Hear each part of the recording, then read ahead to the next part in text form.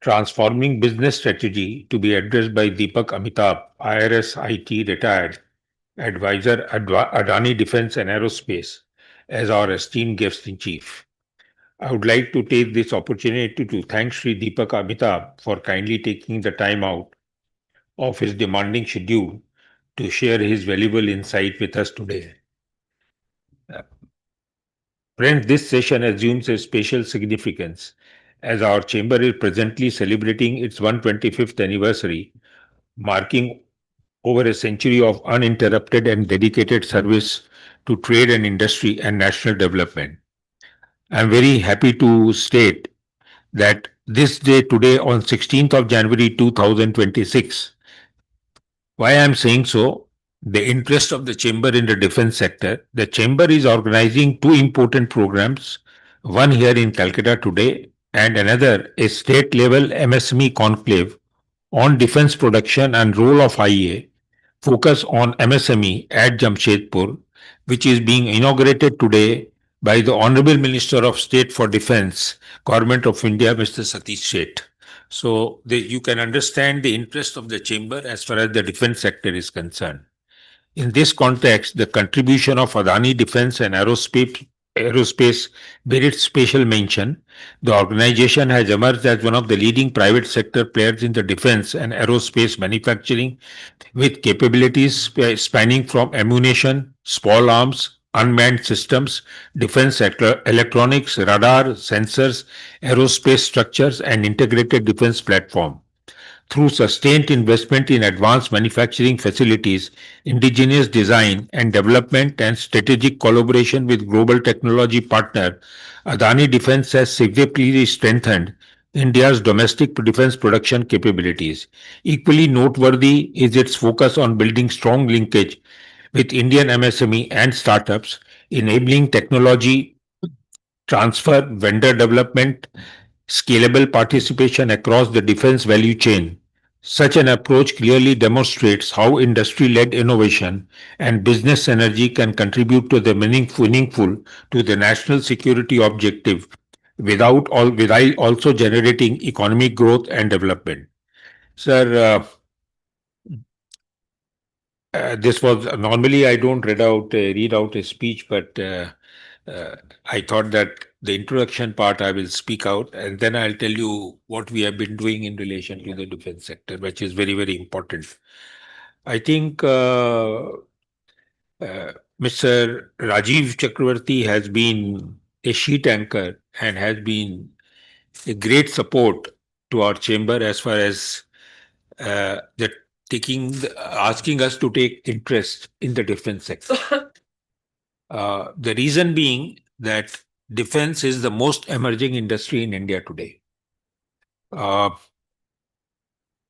The chamber actually, the first defense conclave which really we started was in 2018. We had the first defense conclave, and then we held a national seminar which was attended by the aviation sector and number of luminaries from defense industry and as from the government of India.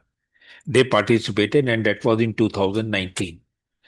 With the initiative of Chief Marshal Arup Raha and Rajiv Babu, we were able to also launch our Defense Facilitation Center, particularly in relation to promote MSME in relation to the defense industry in West Bengal. And with the result, what happened that we were actually recognized by the Ministry of Defense, and we started receiving invitation from the Ministry of Defense to hold number of symposiums and seminars, not only in the metro cities, but he said you should go outside the metro cities. So what we did, we started, even if one of the seminars where the people like Airbus and all these people attended, they said, we don't hold a seminar in Calcutta, we will hold a seminar in Havda. So because Havda is a hub of MSME sector. Sheffield does. 3-4 people, big people came in that. So we held that seminar in Havda. And people were very appreciative because a lot of people from Havda joined that conclave. Similarly, we have been going to northeastern states for holding this symposium. We have been going to Patna. Today you saw we were been to Raipur. Today you see we are in Jamshedpur. Yes. So the basic idea is to go to the people who are in tier two cities and tell them how important the defense industry is, and be a participant, be a felicitator, to link them with the defense industry, so that they start because ultimately any industry would need a help and support from the MSME sector for their small tools and machineries. So, as you said, maybe the people are not aware that how the defense industry has really progressed in India. Uh, See, it is always said the right is might or the might is right. Unless you are strong in defense, no country will ever recognize you. No country is ever going to support you. If you are strong in defense, the world will bow down before you. If you are not strong in defense, people will not bother about you. I don't know how they will treat you. You will be ill treated. You will be mistreated. They can play games with you of any kind. And that what we have been seeing in last few years, that the India has become totally independent. They are not either at the mercy of the USA, neither they are at the mercy of other superpowers. We are acting on our own. And in the defense sector, what has happened today, that we are the largest importer of defense equipment in the world. So people who are manufacturing defense equipments in other developed countries like USA, France, Russia, we are basically dependent on Russia for all our defense needs. But after that, we are now importing defense needs from France and all that. And you will be shocked to know that today we are exporting defense products to USA. Yes, to 66 countries. We are exporting it to France. We are exporting it to, I think you would agree with me that how many countries we are exporting. And our export has touched about around about 1 lakh crore. It's touched about 1 lakh crore. And we import, and in 2025, I'm told our export would be to the extent of $5 billion. 2025, I think our export was to the extent of $5 billion. And our production is about 1 lakh crores. Our defense production is about 1 lakh crore.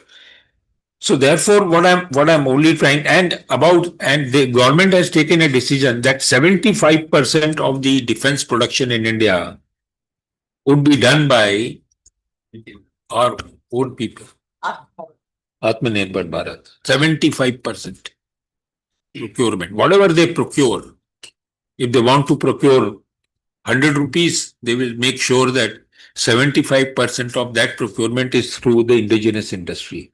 So you can understand the importance of the indigenous industry.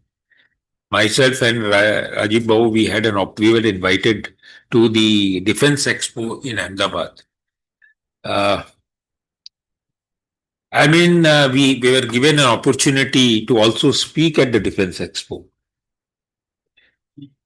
When we went to Defense Expo, we could not believe that we are manufacturing such a high quality, high standard of defense equipments. From tanks to drones to arms to ammunitions, all kind of defense equipments. Seeing is believing, because normally we don't get a chance to see that. We don't have a parade like you have that in Russia on the May Day, where, or in the North Korea, when they have a parade and they come out with all their defense equipments. I don't know how much they come out on the Republic Day. I really don't know whether they come out with all. Few of them they come out with on a Republic Day. But seeing is believing. Where we have reached. I can only tell you that today defense is the largest employer also. a day will come when you will not need an army to fight your war. It's not far away. He will agree with me. That is why, the government came out with this scheme of recruitment, which will be that Agni, what was that? Agniveer, so that you work for some time and then you retire. Uh, the basic idea is you don't need such a big army anymore. You will need some army, but you don't need a very large army. Of course, you will need an army, but it will be the fight will be all through air. There will be no ground fighting anymore. Even the bombs and everything, it will go to the sky and then go down. And from 200 kilometers away from the border, 400 kilometers away from the border. So the world has changed. When you used to fight with army with the sword, with the knife, and then with the guns, those days are over. So you need technology. And what Tatas are doing, what Adanis are doing, I think Mahindras are also Mahindras are also there. We saw that. All these companies, and I can only tell you defense, we are very fortunate that we were the first Chamber of Commerce in Calcutta who took a stand that we must get into this sector. And for that, my heartiest congratulations and thanks to Rajiv Bhau and Mr. Rao and also our secretariat and also to our past presidents who really thought that this is the sector to go into where we must make specialization. So with all this, we would all like to hear from our chief guest. But before that, I would request Rajiv Dada to introduce our speaker for the day.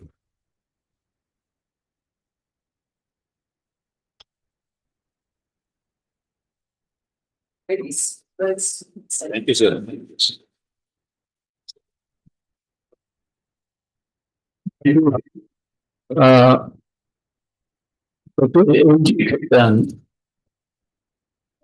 Chairman of 125 years Celebration Committee of Bharat Chamber, past president of Bharat Chamber, and a renowned lawyer of the country.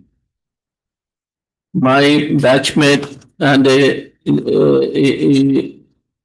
outstanding innovator and advisor in business development of the Adani Group, and Achyut Chandra, MSME chairman, MSME subcommittee, and all others.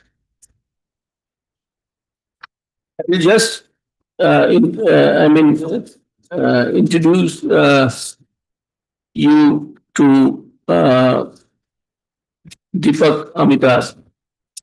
With a career spanning over 40 years in Indian power sector and Government of India, Deepak Amitabh is presently engaged with Adani Group as an advisor business development. An alumnus of St. Stephen's College, New Delhi, Deepak belongs to 1984 batch of Indian Revenue Service.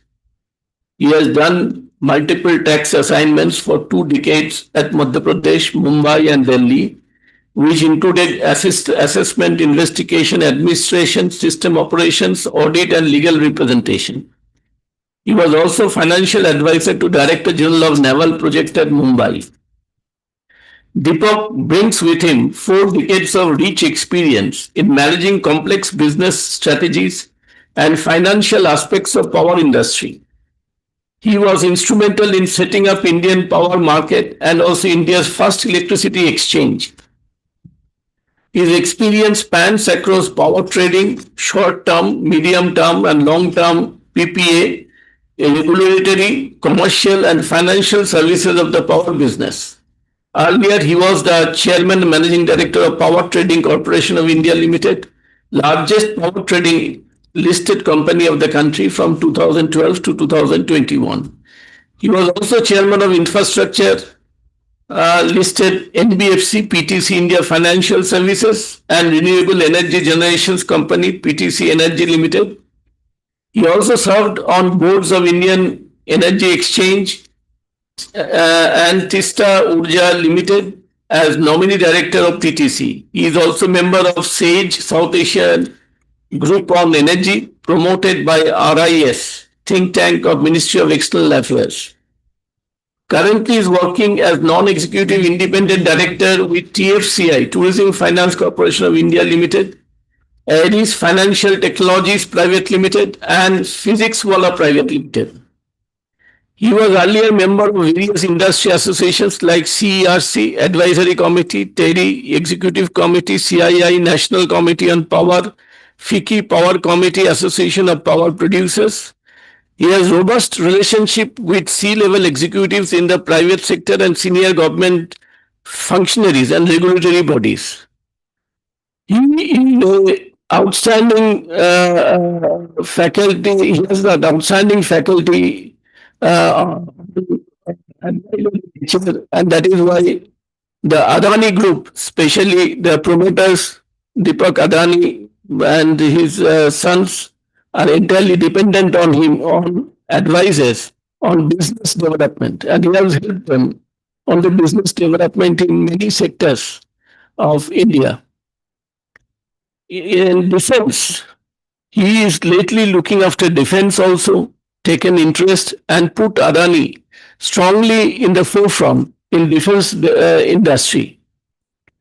You will be surprised to know that Adani Group has established a big defense industrial establishment in Kanpur. So Kanpur industrial region and Chennai industrial defense region are the two regions of the India which are promoting the defense industry development in the country. And the investment is because investments are required, and I should thank the Adani Group to invest in these areas and making the country Atmanirbhar in defense production. Because at the time of crisis, we may not get that support from anybody outside India. Like after this atomic explosion in India, on a single note, all the American consultants went from us and they refused to give any technology to us. At that time, we are putting up a big, from the ordnance factory side, putting up a big factories for filling in Budangir, and the entire machineries were from USA. But after that, when they imposed sanctions, immediately they went away, leaving the entire thing halfway. So at least now, because of the leadership, the country is now moving towards Atmanirbharata. And in this, the industries are coming, like Adani, like this others, to help the government in achieving the targets. And we are going to achieve the targets once our so many, like say, if we are trying to sell those not Rafale, but Russian and that the missile what we have made, we are not being able to sell to other countries because Russia has to give a permission. So that permission is required. But then if we can manufacture it independently, then we can sell it without any permission required. That is, I am talking of BrahMos. Similarly, in the matter of government is investing almost 30,000 crores for putting up large purchase of large ships. That is why Majgaon Dock and Gadgil shipbuilders and others are getting huge orders. But then most of our cases, we have to develop the technology on our own. I must thank the Indian Navy officers who have made possible for us to manufacture a submarine of the Indian variety of our own. So we want to hear more from Deepak Amitabh, a great speaker also, by the way. Thank you. Thanks a lot.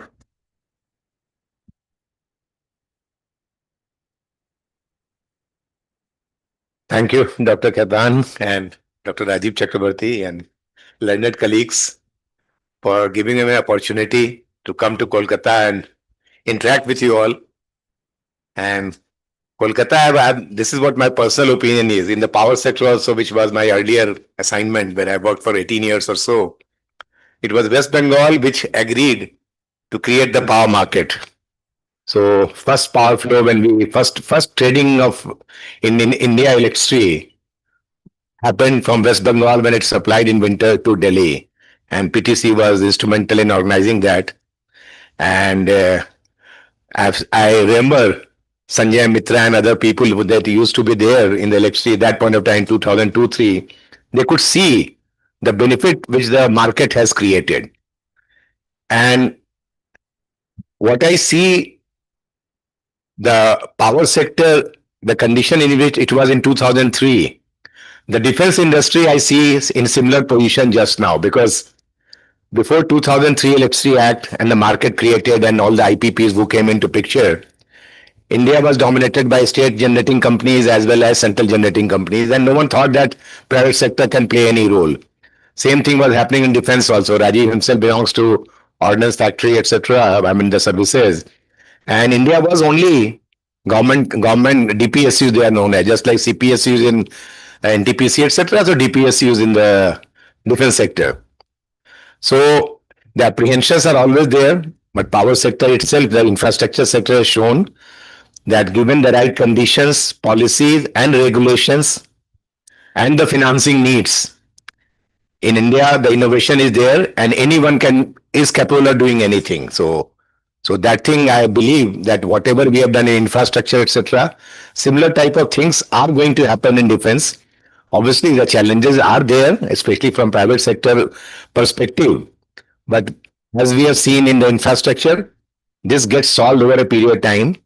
And people who are working in the private sector in the defense, they are going to be the main people, key stakeholders, and the associations, etc., which is there, the Defense Manufacturers Association and everything. There should be more activity, more interaction with each other, so that what are the challenges and the solution comes ultimately from the stakeholders. Government of India also, they don't have any magic wand in their hand. They listen to all of us, and especially industries, SMEs, what is their problem, etc. And the solutions are found. One is immediate solution, one is medium time solutions, and then long term solutions. But and one good thing which I have seen interacting with the bureaucrats across the country, that lot of acceptance now from the Indian private sector, that is now accepted across, including the Ministry of External Affairs. The people now, they are the defense attaches for the defense, etc. They have become really active now, and everyone is trying to, they believe in India's story. They believe in Indian capability of Indian industries, whether small or large or medium, and they are all supporting. So that's a good thing, which the transition which we have seen in last 20 years or so, and last 10, 15 years, it has been expedited now. So with this basic background, I'll just try to create a situation, what exactly happens, why it happens, and I have structured my discussions in three parts. One is, what are the strategic imperative for self-reliance and difficulty the private sector industry faces in the current environment. Second is that Indian defense industry, which is transforming business synergy, what they are doing, what we should be doing. And third is key takeaways for institutional radical reforms in the defense acquisition process or procedure, whatever the DAP which is being discussed. Ultimately, they are done under certain policies, etc. So they are also being framed currently. They are under discussion. I think the draft paper should be out. And that these three areas I'm going to just touch upon. And especially I'm going to keep my focus on the MSMEs, because Rajiv has been saying that West Bengal has a lot of MSMEs which are there, and I see MSE, the subcommittee, this thing is also Achitya Chandraji is there. So it's very important, because earlier MSMEs were at the periphery. Now, especially in defense industry, they are moving slowly to the central game. So they are now, instead of just seeing them a peripheral role, they are now coming into the partnership approach with the large industrial players, whether it is government, DPSUs, or whether it is private sector. So I've just noted down certain points, so I'll just keep referring to them. One is, as Dr. Khaitan said, that India's defense and security environment is undergoing a profound transformation, and the character of warfare is changing, or I should say, what he said, it's already changed. It takes time before the world accepts it, but it has already changed, it has become faster, more networked, and increasingly asymmetric. So earlier it was that China has got how many millions of soldiers, India has how many millions of soldiers, Pakistan. So all those things are becoming things of past. And small is beautiful, whatever we have read is really coming to, we have seen after the Ukraine war, and especially Hamas and Operation Sindoor, and now whatever we are seeing, it is a very disturbing world just now. But wherever the disturbances are there, the opportunities are also there. The challenges and opportunities go hand in hand. So low cost unmanned systems which are coming up, precision guided munitions, loitering weapons. I mean, that's what I was telling Dr. Rajiv, and he corrected me also. Like, we have just Adani Defense Aerospace, we created those planes without the pilot. They can go up for 36,000 feet, and loitering, they can keep loitering for 36 hours, and then they come down and the next one goes up. So they cover the area of Arabian Sea. BSF is going to use it. But that's what he was saying. That is also going to become, after some time, you don't require such large things. Smaller things are also going to be placed. So that's the thing. The technology is changing so fast, and startups are there in India, especially the startup culture is there. You have to go to Bangalore to see the ecosystem, what all things are happening there in the labs. And even if 10, 15, 20% ultimately reaches their production level, it's going to be phenomenal. Not only for this country, but for the world also. Because as the world has seen, US and Silicon Valley, Indians have the best brains and the Jugaad technology which is there, but now it is being backed by the real technology, real-time technology. So they had expertise in this also, and world is really changing. So low cost, as I said, unmanned system, precision guided munitions, loitering weapons, and electronic warfare are redefining the battlefield. And the implication for India is very clear. Our defense preparedness can no longer depend on distant supply chains like from Russia or US or France, whatever it is there, or episodic imports. Operation Sindoor happens. I mean, I was just telling her, my junior in income tax, she is the JS Land Systems, who looks after all the DPSU. She said, sir, I spent 3 days in the office because all the emergency procurement, we are continuously doing it. So this is not the way to, for a large country who aspires to be developed nation, and by 2047 we want to be 20 trillion or $30 trillion economy. A lot of things have to change in that. So we cannot depend on distant supply replacement, and it must be anchored in a resilient, scalable, and indigenous manufacturing ecosystem, which is happening, but many more things have to happen. Next point which I wanted to say, that indigenous defense manufacturing, therefore, is no longer just an industrial policy reform. It is a strategic necessity now. So it's not a policy that DAPs and DPMs, etc. Now they have to be strategic, and I'll later on come into that gone are the days of incremental changes, that we spend so much and then 10% will increase, and those things should get over, and transformative things are required now, especially in the defense industry. Third thing which I wanted to state, that on one side, we have to protect ourselves from the new threats, and on the other hand, we need to have the best products like precision ammunitions, which offers the promise of surgical strikes with minimal footprint.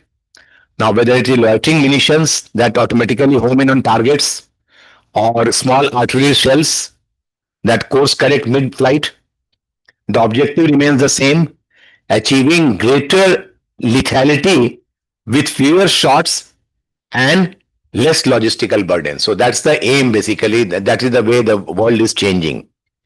And indigenous manufacturing by Indian private sector in the evolving landscape of global security is no longer just a logistical necessity.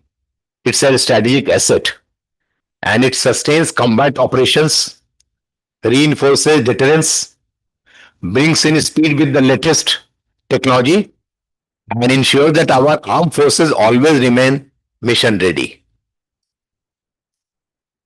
And objective is clear: build a resilient, scalable, and technologically advanced domestic ecosystem that can meet both peacetime as well as wartime requirements.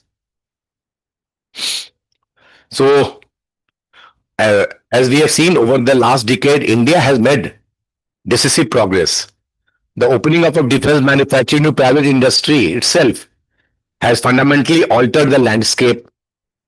As Dr. Khaitan was saying, that Indian private companies are no longer peripheral suppliers. They are now strategic partners in capability creation, investments in automation, advanced materials, quality systems, and R&D also. The partnership with the DRDO, which is happening now, are reshaping India's defense industrial base. But the transformation cannot and must not be limited to a handful of large primes like Adani's and Tata's and this thing. The MSMEs have to become a very, very important stakeholder. That's what I just wanted to emphasize here. So if India is truly to realize the vision of Atmanirbharta in defense, MSMEs must be placed at the very center of this journey across the country, and we are already seeing early proof of what is possible. Just 2-3 examples, I'll just give it to you. Precision machining MSME in Pune, which was originally a part of automotive supply chain. It was just a part of automotive supply chain. Now retooled, उसने फिर retooling की. It's CNC lines. CNC lines is computer numeric control lines. So it retooled it to manufacture tight tolerance firing pin assemblies and critical weapon components. And today it supplies both Indian private firms and DPSUs, meeting defense grade quality standards, one thought beyond MSME capability. So this is a real life example which we have seen in last couple of months. Second one, also a Hyderabad based electronics MSME, which began as a civil telecom supplier. It was just a civil telecom supplier. Now they are manufacturing secure communication modules for unmanned and counter drone systems after absorbing military grade testing and certification processes through collaboration with a large Indian defense integrator. So whether it is Adani's or Tata's, everyone, now that partnership approach is coming, not that you are just a supplier. So that's a really good thing which is happening, especially in the private sector. And I'm sure DPSU also must be having the same feelings. So in the ammunition ecosystem, also we have seen clusters in Kanpur, Deolali and Telangana show how MSMEs that once supplied basic metal parts now produce fuses, cartridge cases, and energetics related subcomponents also they have started manufacturing, integrated into NATO certified supply chains, and increasingly they are becoming export oriented. So these 3 cases, I just wanted to point it out how the landscape is changing. Now, these examples demonstrate a large truth. MSMEs thrive when they are treated as partners and not peripheral vendors. Now, these companies are not just manufacturing, they are innovating also. They are integrating automation, advanced materials, and digital technology into their production lines, and they are also investing now into R&D. And in the technology absorption, and the DRDO's role also has to be appreciated. A key enabler of this transformation is the Defense Cum Production Partner, that DEPP model, which they say introduced by DRDO, because they have realized that doing research, you may be very good researcher, but to same guy doing and converting into a commercial production, that doesn't go. And that's the reason for 20 years, 25 years, they're struggling with that. But this partnership approach, in 3 years, they are seeing whatever they are tested in the labs, etc., can be commercially produced and actually used by sold also already to the Indian Armed Forces as well as that paramilitary forces. Now, but the structural challenges are also there. I'll just mention certain challenges which everyone is facing, and which must be addressed if MSMEs are to scale sustainability, because doing one such this thing is not important. It has to be in a sustainable form. First challenge is the high capital investment and long gestation periods. Now, all of us know that defense manufacturing requires significant upfront investment in land, specialized machinery, safety infrastructure, and skilled manpower. So it's not that like you just go and buy the land or you have the machinery, because safety also, like ammunition, etc., it's heavily, you have to create the safety, etc., and the manpower also has to be very skilled. Now, for MSMEs, the time between initial investment and revenue realization can stretch over several years, often without commensurate financial support. I mean, me and Dr. Rajiv, that's what we have been discussing also, that there are excellent guys who can, Adani is also discussing with them, but then the fund constraint is there. They don't have working capital. No bank gives them loan.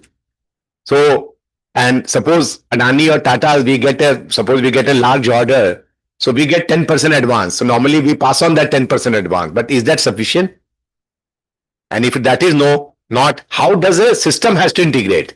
And Indian industry, I have seen, like when motorcycle, etc., when the heroes came, so then they realized that distribution network, etc., they created their NBFC also, which will cater, because it's their own distributors. So the relationship as a financier, whatever risk can be easily mapped and taken care of. So such type of things will also start in the defense industry also. Oh, yeah, sorry. Okay. Yeah. Second, because I have limited, I have to take a flight, so just second challenge is limited initial orders and lack of procurement predictability. So MSMEs are often expected to invest first and receive orders later. So fragmented procurement and short-term contracts make it difficult to plan capacity, manage cash flows, or invest in R&D. Third challenge lies in legacy procurement biases that favors DPSUs. So despite policy intent, institutional comfort with established public sector suppliers persists, and MSMEs and private firms face higher scrutiny, longer evaluation cycles, and lower tolerance for initial learning curves, which discourages innovation that is sticking. Fourth challenge is testing and certification bottlenecks, which is a real bottleneck. A lot of changes can happen, and I'm sure Government of India is also understanding that, and sooner or later we'll see that these things will start. Fifth challenge is technology transfer and absorption. MSMEs often lack legal, technical, and financial bandwidth to negotiate complex TOT, that transfer of technology agreements, which are very complex, global agreements, adapt foreign technology to Indian conditions, and comply with export control regimes. So it becomes very challenging for the MSMEs. So slowly that ecosystem also has to evolve. Then sixth challenge is access to global markets. While India's defense exports are growing, MSMEs face hurdles in export licensing, end user certification, because you require for Indian government to give you license, the end user has to certify. Yes, it is not going versus that for any places where Government of India doesn't want the things to go. So defense strategies play a big role there. Global marketing and geopolitical risk management, areas where institutional support remains limited. So if MSMEs are to become enduring partners in India's defense growth story, these challenges must be met with equally deliberate solutions. And some of the solutions which are there, which we are discussing, that Ministry of Defense should institutionalize long-term rate contracts, especially for ammunition, spares, and high consumption items. 5 to 10 year contracts provide demand certainty, enable capacity building, and de-risk investment for MSMEs. This emergency procurement business, which has been going on, it has to really slowly go down, and it has to be 5 year, 10 years horizon, which we'll have to do. Secondly, India must deepen public-private partnerships, structured PPP and SPV models, bringing together DRDO, DPSUs, large private integrators, and MSMEs. Get all of them on board. This can accelerate technology absorption, clarify IP ownership, because that's very important when the TOT takes place, and distribute risk more equitably across the ecosystem. Then, third one, which we see, that legacy procurement biases favoring DPSUs. Oh, sorry, this is not the challenge which I've already mentioned. Sorry. Modernize DGQA testing, because that's very important. DGQA should adopt digital testing platform. Now, no more the need for, as if everything is moving digital, so they have to create those digital testing platforms, AI-based analytics, and remote certification tools to reduce turnaround times. A fast track certification mechanism for previously, like suppose previously you have already purchased some ammunition, some upgrade is there. So they can create a fast track certification for that with minor upgrade should also be institutionalized. And fourth one, which is the last one, I just wanted to say, export facilitation must explicitly focus on MSMEs.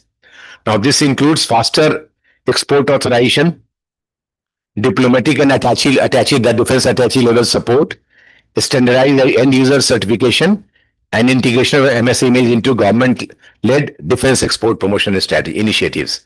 So I'll just like to say, which just a repeat, is that India, we are standing at a defining moment. Next decade can either entrench import dependence, which were always there. So either we get into that trap more, or walk out of that and establish India as a global defense manufacturing hub with deep domestic value chains. So, and if MSMEs are empowered through predictable demand, fair competition, modern testing technology partnership, which I have already explained, and export access, India will not only meet its defense requirements, but emerge as a trusted global supplier, because that is what we want to go to into. And this is not about just manufacturing platforms and missions. It is about building capacities, capabilities, confidence, and sovereignty. That's all. So I just thought I'll just do it short and. Sir, I have only one question. Yeah. You always said that the difficulty to be faced by the MSME sector and a public-private partnership or a partnership between small scale and large scale. What about the partnership with foreign companies? Yeah. I think, yeah, that is what is happening. Like in Adani, whatever arms and ammunition we are doing, we didn't have the wherewithal in the beginning. So obviously we have gone tied up with them and TOT, etc. How many years? Because the whole concept of manufacturing also is to at least to begin with 50% should be indigenously produced, and then you go up to 60, 70, 80%. But you are for FDI is entitled to the extent of 75%. 75%. Yes. Then the challenge which is happening just now, that the subsidiary companies, global subsidiary companies, also wholly owned subsidiary, they are thinking that Ministry of Defense is having a thought that they should also qualify as an Indian supplier. So that has raised the Indian defense industry, which is just at a very nascent stage. They say that if you allow that, then obviously they will open up 100% subsidiary, and then the Indian industry will not get any partnership, because you have to go and have partners, as you rightly say, and then do the TOT, that how the technology is going to transfer. You have to pay a lot of money also, which Indian industries are now capable of. Well, I mean, the best of the industries are there in this. So I was talking in terms of MSME. If they want to enter into a partnership, that is becoming difficult for MSME. So that is So MSME should always ultimately, the large players which are there, whether it is Adanis or Tatas or Bharat Forge or Mahindras, and they should. That's why I said their ecosystem should be all these combined together as partners. Partners means obviously as per their whatever shareholdings or whatever. I mean, that you as a lawyer you can always structure those things, but that is very important to do.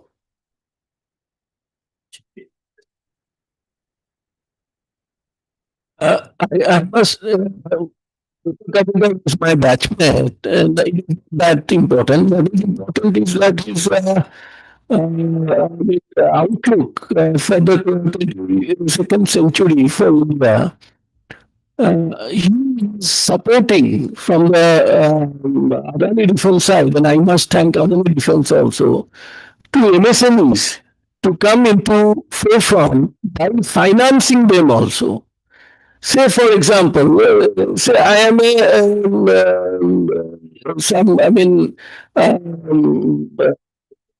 seeing some startup MSMEs, Bangalore based, and they are in the cutting edge technology area, and they are short of funds.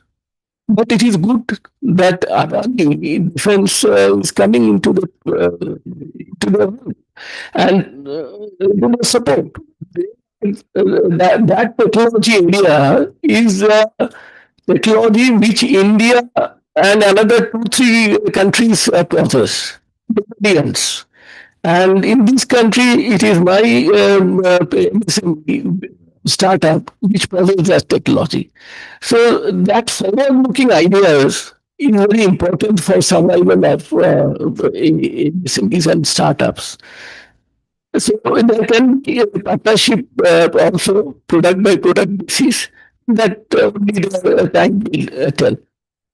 Thank you. I fully see that's the challenge, because defense is a very peculiar sector where the banks are not giving loans. So all those things, the thought process of the government of India and the public sector banks and everyone has to undergo a changes. That this may be a priority sector now with the Atmanirbharta, and as everyone is feeling that when you are under attack, or like the type of administration which is currently in USA or any other part, anything is possible. So now defense has to move towards priority lending. And once those things, banks, etc., if they start supporting, start giving working capital, a lot of things will ease out then. But till the time those things are not done, and government of India also, we know that for making a policy decision, it takes a year, 2 years to continuously tell them through multiple forums, and then they start acting on that.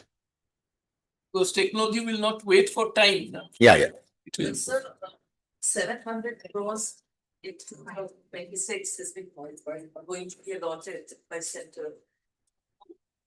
So that is a good. Yeah.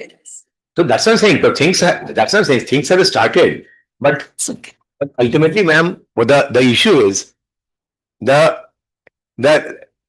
challenge lies in what the lawyers call in between the lines. So best of the policies, if not implemented properly or implemented in a way that may not be listening to everyone's concern, then lands up into a much larger problem later on. So 7,200 crores is an allotment. Allotment to different for procurement of for procurement. Now, who will procure? The army will give the orders to BEL or BEML. So BEML only give 10% advance to the supplier. But with the 10%, the startup cannot function. Yeah, So here they have to come in. The government has to again relook into it. Since Mr. Amitabh has to take the flight, one more question, and then I will request Mr. Chandra to give a vote of thanks. Any questions? Can Mr. Chandra vote? One question. You have a question? Please go ahead. Sir, Short and brief. Be short and brief. so this is C. Aninda Ghosh from SRMB Group. I'm the heading the projects. Now, my question is that it is not only defense.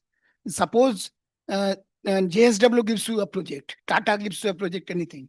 You are one of the accomplisher. You are the service partner. Nobody, Canada Bank, I've gone to every bank, Canada Bank, SBI, nobody gives loan. Question is not only defense.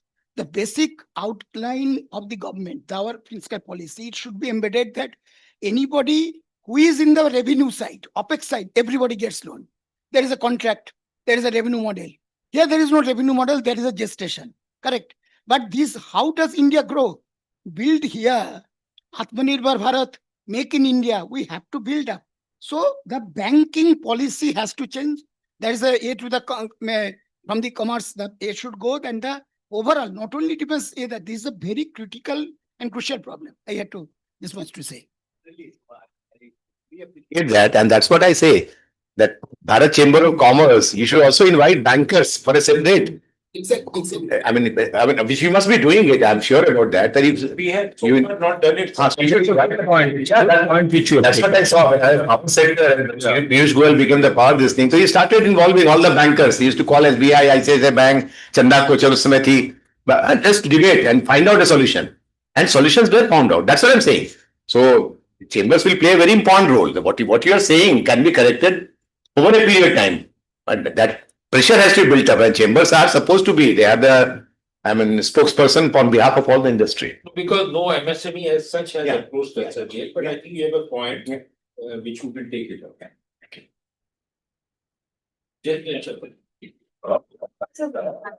Sir,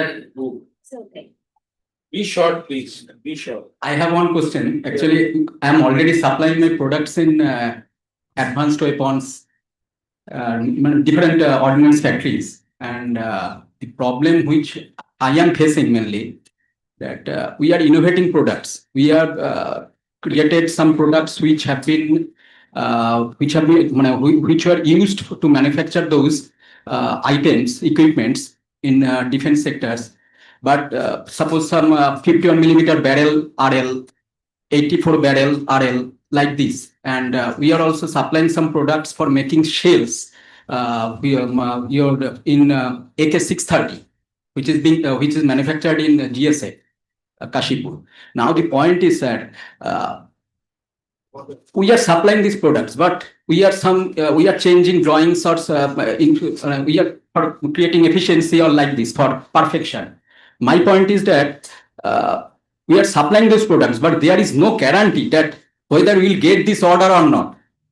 We have already innovated those products. We have used our R&D. We have used our money there,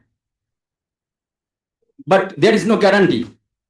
So whether can the government or any big sectors, if they can give us MSMEs such kind of guarantee that okay, you have innovated this product or you have used your brain here. Now you will get this order for next few years. Well, you have an important point. We will take it up with the government on this issue because he can't answer that. Then the government has to whether they can give a guarantee and whether they can. We cannot comment on that. Exactly. We have to have the momentum now for the. Please. Yes, thank you, sir. Before we ask the request, Mr. Achyut Chandra to propose the vote of thanks, we have which we would like to present to guest in chief. I would request Dr. Ketan to do this. Ladies and gentlemen, Deepak Amitabh, IRS, IT retired, advisor about defense and aerospace, who has addressed us this afternoon. Thank you very much. Thank you, sir. Shri Chandra, Chairman of the MSC Subcommittee of the Chamber, to propose the vote of thanks and conclude today's special session.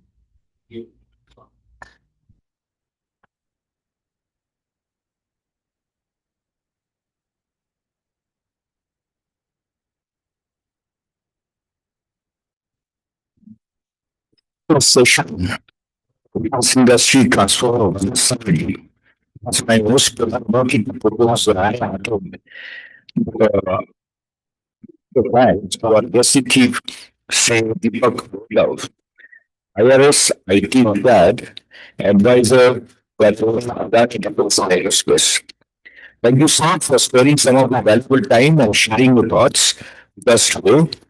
I just really found your companies are understanding of my evolving of the defense manufacturing ecosystem, but also opportunity for insight into how industries, policy, and enterprise can work in Australian national security.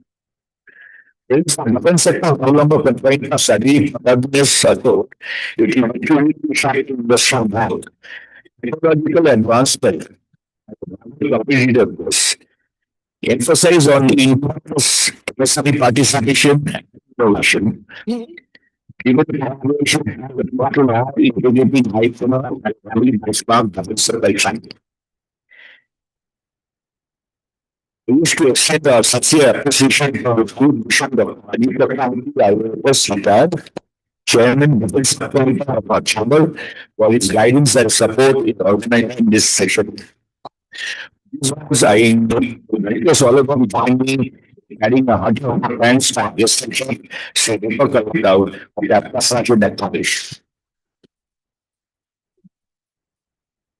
Thank you, ladies and gentlemen. I wish to now request all of you to join High Tea.